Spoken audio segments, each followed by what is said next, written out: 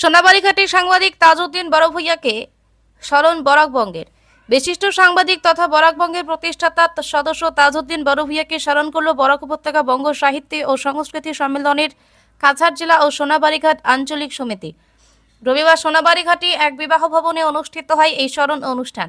আঞ্চলিক সমিতির সভাপতি মঞ্জুল হক মজুমদারের পৌরোহিত্যে সভায় আমন্ত্রিত বক্তারা প্রয়াত তাজউদ্দিন বড়ভূঁইয়ার রাজনৈতিক, সাংবাদিকতা ও সংগ্রামী জীবনের বিভিন্ন দিক তুলে ধরেন।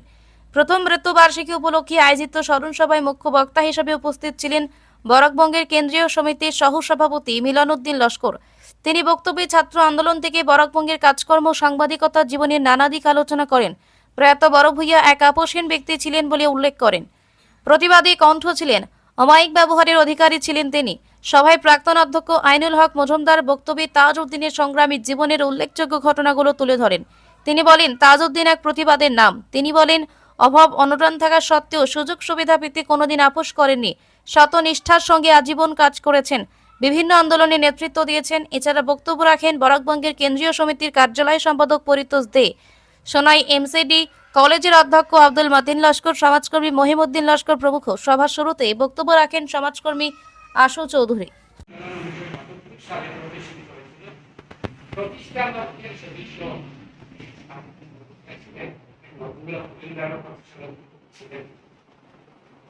তারপরে তাজউদ্দিন বড়ভূঁইয়া আপনার শিক্ষা সংরক্ষণ সমিতি, আপনারা নাম শুনেছেন, এখানে কোন গোস্বামী, ঐতিহ্য প্রকাশিত দলের নিকান্ততা করিমগঞ্জের এরা নেতৃত্বে এই সংগঠনই কাছাড়ে যে একটা বিশ্ববিদ্যালয় হবে, সেই বিশ্ববিদ্যালয়ের দাবি তুলেছিল শিক্ষা সংরক্ষণ।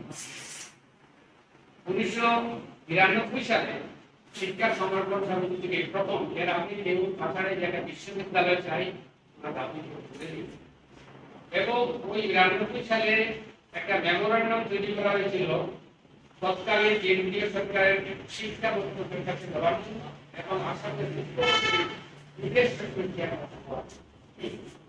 সেই যে মেমোরান্ডামের স্বাক্ষরকারী এবং বাংলার কথা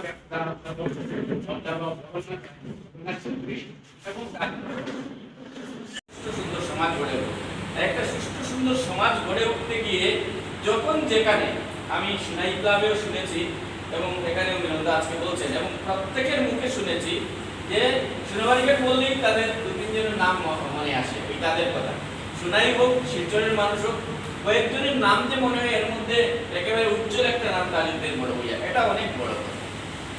আজকে সুকান্ত ভট্টাচার্যের কবিতা পড়ানো হয়, নজরুলের কবিতা পড়ানো হয়, কিন্তু ভারতবর্ষ এবং পৃথিবীতে বেশ টাকাওয়ালা, গাড়িওয়ালা, বিরাট বিরাট মানুষ ছিলেন, তাদেরকে তো ইতিহাসে রাখা হয়নি।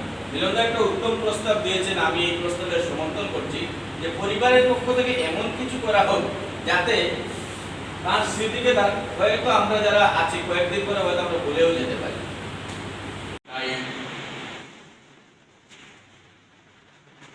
সবার শুরুতে আমি মিলনউদ্দিন লস্করকে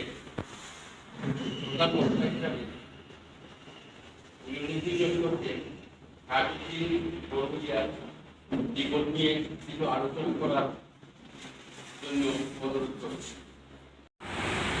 নিজের অবদান রেখেছিলাম, তো ওই যে সব জায়গাটা আমি বলতে চাইছি যে progressive students union, RS revolutionary socialist party, Atin দাসের সৌজন্যে আমরা তার মধ্যে যুক্ত হয়েছি।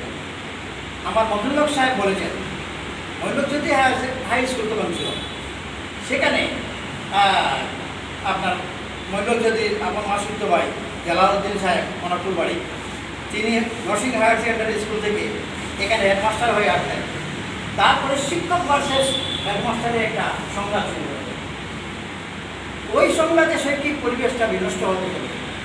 তখন প্রগ্রেসিভ স্টুডেন্টস ইউনিয়ন এই সোনাবাড়ীঘাট শাখার সম্পাদক ছিলাম আমি, কবিতা একটা লিফলেট সেই দিন বের হয়ে গেছিল, আমি ওটা বুঝে আর এখন পাচ্ছি না, আমার নাম লেখা।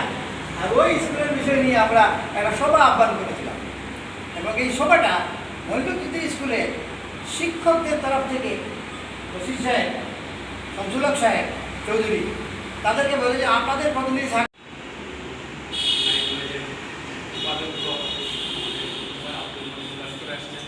কাজী বড়ভূইয়ার আলোচনা করবেন। আমি শুধু প্রস্তাব দিচ্ছি যে আপনারা পরিবর্তে দেও এটা কিছু করার চেষ্টা করুন। আমরা যতটুকু উপাধ্যক্ষ তিনিও কাজী বড়ভূইয়া